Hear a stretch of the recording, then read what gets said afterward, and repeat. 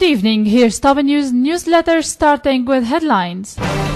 Syrian army advances in Daraa and Deir ez-Zor.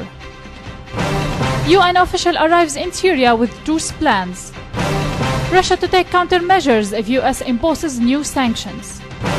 Intelligence Committee requests CIA material on UK rule in interrogation.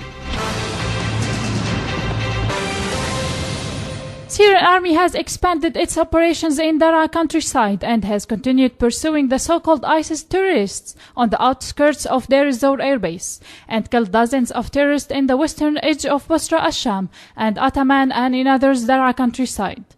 More terrorists affiliated to the so-called Daesh were eliminated on the outskirts of Deir ez-Zor airbase and in several areas in the eastern countryside of Homs. A military source announced that army units foiled a terrorist group's infiltration bid from Al-Mrayyi into Al-Jafra. 2 terrorist ringleaders were killed where army units destroyed a terrorist hideout on the outskirts of Al-Majoudiye town outside Jisr al-Shughur in Idlib. A senior UN official arrived in Syria yesterday evening for talks on a plan to suspend fighting in the country's second city, Aleppo, and held a series of meetings in Damascus. Their spokesman, Juliette Touman, told AFP. In late October, he had announced a plan for a freeze in fighting following a series of failed international efforts to negotiate and to end the Syrian crisis. He had since said that the northern city of Aleppo is a good candidate for the bid. Syrian Foreign Minister Walid al-Muallim has called for terrorist groups to hand over their heavy weapons and allow the return of local administration officials to Aleppo.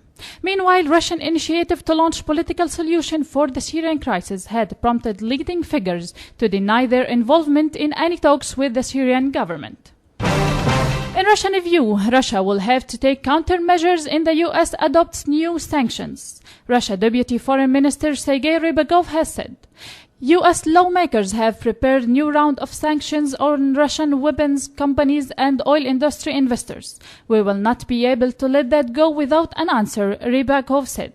Without indicating the possibility from the countermeasures, the Russian Foreign Ministry accused Washington of doing everything possible to destroy the foundation of cooperation between the countries. A U.S. Senate report found brutal treatment of Al-Qaeda suspects in the wake of 9/11. Downing Street has said some material was removed from the report at the UK's request for national security reasons, but it said no indication related to British involvement in the mistreatment of the prisoner. The House of Common Intelligence and Security Committee is conducting an inquiry into the treatment of detainees by British intelligence agencies in the decade following 9/11. Sir Malcolm Rifkind, who heads the Intelligence Committee, said it would request to see recated material in the Senate's public report if it refers to the UK. He said if British intelligence officials were present when people were being tortured, then they will be complicit in that torture.